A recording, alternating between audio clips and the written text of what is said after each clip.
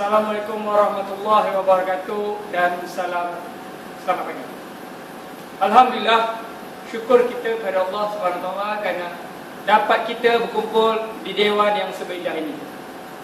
Pada hari ini, cikgu akan menyampaikan satu tajuk bersempena dengan Bulan Kesihatan Sedunia. Tajuk cikgu pada hari ini adalah gejala obesiti dalam kalangan pelajar sekolah. Tentu anda semua ingin tahu apakah yang dikatakan obesiti. Baik, cuba lihat gambar ini. Pernahkah anda semua melihat gambar ini? Gambar ini adalah berkaitan dengan seorang budak lelaki gemuk. Katakan gemuk, kenapa? Kerana kita lihat saja cara dia duduk. Kita boleh lihat bagaimana saiz badan budak ini. Sebenarnya ini adalah kisah benar yang berlaku di negara China. Budak ini merupakan budak kecil sahaja, tetapi berat badannya telah menyebabkan seluruh dunia gempar dengan masalah obesiti ini. Sekarang cikgu nak awak semua lihat bagaimana ia boleh berlaku dan juga punca-punca dan kesan-kesannya.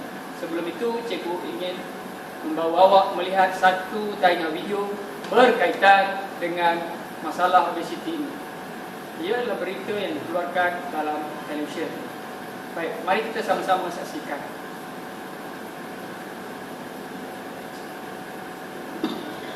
Usianya baru menginjak 3 tahun, beratnya pula sudah mencecah 60 kg. Itu nasi menimpa adik Liu Hao yang berasal dari sebuah perkampungan di daerah Guangdong, China. Beratnya itu adalah 5 kali ganda berat kanak-kanak seusia dengannya. Menurut ibu bapanya, berat Hao normal iaitu 2,5 kg ketika dilahirkan. Namun segera berubah selepas sebulan. Berat naik mendadak, yang kini setinggi 1 meter. Pendapat pakar pula berbangga. Dari masalah Hao adalah kecenderungan mengalami kecil. Hao yang memakan ikan bercita-cita mahu menjadi adira awas sekolah.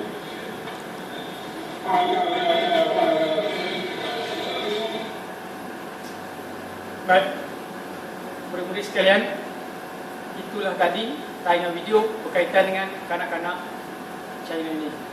Tetapi cuba kita lihat,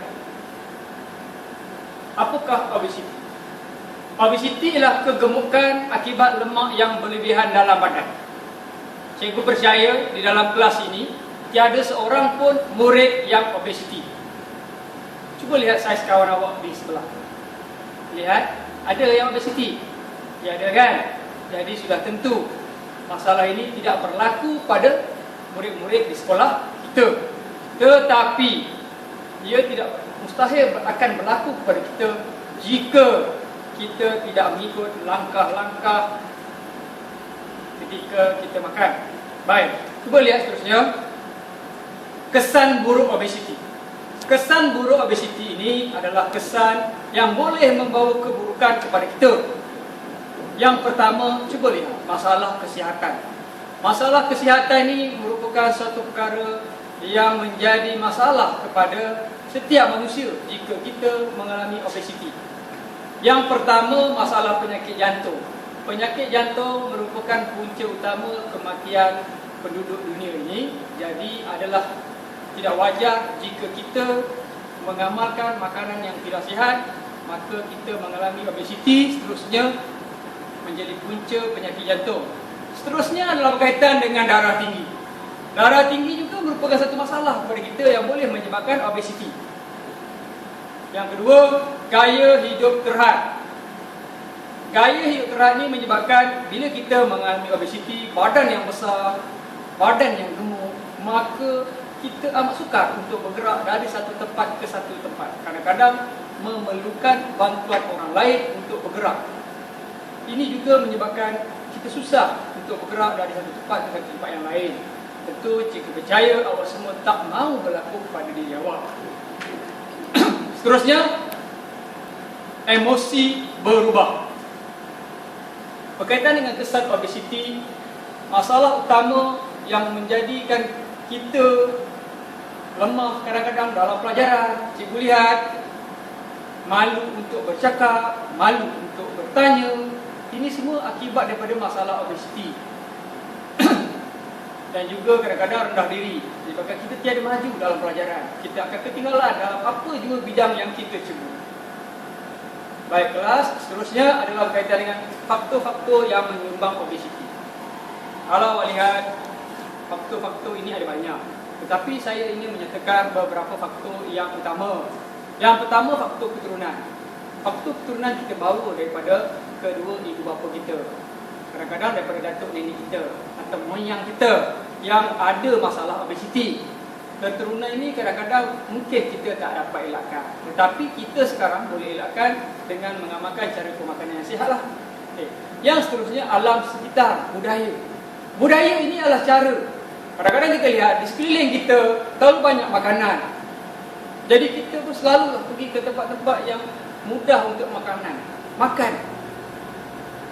Seterusnya, cara hidup yang tidak sihat. Yang pertama, masalah pemakanan. Kita sekarang sudah banyak di kedai-kedai makanan segera, makan burger, makanan yang tidak elok. Kadang-kadang perkara yang macam ni menyebabkan kita boleh timbul masalah kegemukan ini. Kemudian cara memasak. Cuba kita lihat ibu kita memasak. Kadang-kadang ibu kita sekarang, terutamanya orang Melayu, lebih gemar memasak makanan yang berlemak, menggunakan santan dalam masakan, menggunakan santan dalam kari. Kadang dalam makanan untuk membuat kuih pun mereka menggunakan santan. Ini sebenarnya punca masalah yang menyumbang utama kepada masalah obesiti. Terusnya, kurang bersenam. Kenapa masalah kurang bersenam ini berlaku? Tidak berlaku pada masa dahulu. Sekarang kalau kita lihat, mereka lebih gemar bermain. Bermain apa? Kalau kita dulu bermain akan mengeluarkan peluh. Tetapi kalau sekarang, kalau kita bermain, maka kita bermain menggunakan hanya komputer sahaja. Kadang-kadang sekarang saja lebih senang kita lihat. Kanak-kanak sudah mempunyai telefon bimbit sendiri. Dalam telefon bimbit ini mempunyai perisian yang tersendiri yang menyebabkan awak semua leka bermain. Sambil bermain, sambil makan. Sambil bermain, sambil minum. Lama-kelamaan awak akan menjadi obesiti. Baik, langkah-langkah untuk mengatasi masalah obesiti. Terdapat beberapa cara yang cikgu nak nyatakan di sini. Yang pertama, menukar cara pengambilan makanan. Kalau awak lihat di skrin di sini, ya, yang pertama, menukar cara pengambilan makanan. Jangan kita ambil makanan yang tidak sihat. Kita lihat adanya piramid makanan. Yang mana kita pentingkan, yang mana kita perlu dahulukan, yang mana kita kurangkan, yang mana kita perlu lebihkan. Yang pertama, lebihkan sayur, makan buah, roti, ikan. Kurangkan makan makanan yang berlemak. Itu yang cikgu nak mohon awak semua ikut cara ini untuk tidak mengelakkan timbulnya masalah obesiti. Okey, seterusnya, kaedah memasak. Kaedah memasak merupakan satu cara lagi untuk mengatasi masalah ini. Kita makanlah ikan, contohnya makan makanan yang berkukus. Kita bakar, kita rebus. Kerana dengan kita menggunakan kaedah ini, kita akan mengurangkan penggunaan minyak dalam masakan. Ini akan menyihatkan kita. Seterusnya, cara yang seterusnya adalah dengan bersenam. Bersenam 3 kali seminggu. Cikgu syorkan kepada awak. Ajaklah ibu bapa awak untuk sama-sama bersenam bersama awak. Itu yang cikgu mahu, agar awak dan keluarga awak tidak mengalami masalah obesiti. Rumusan cikgu pada hari ini adalah berkaitan dengan yang pertama sekali, cikgu dah nyatakan daripada awal sehingga akhir tadi. Tujuannya tidak lain dan tidak bukan adalah badan cergas, otak cergas. Kenapa? Bila badan kita cergas, kita pun senang nak belajar. Kita akan menjadi cergas untuk belajar.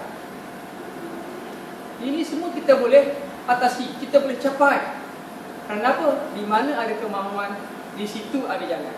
Sekian sahaja topik yang hendak cikgu bincangkan pada pagi ini. Mudah-mudahan apa yang cikgu cakapkan tadi awak dapat ikut. Sekian saja. Sekian, terima kasih.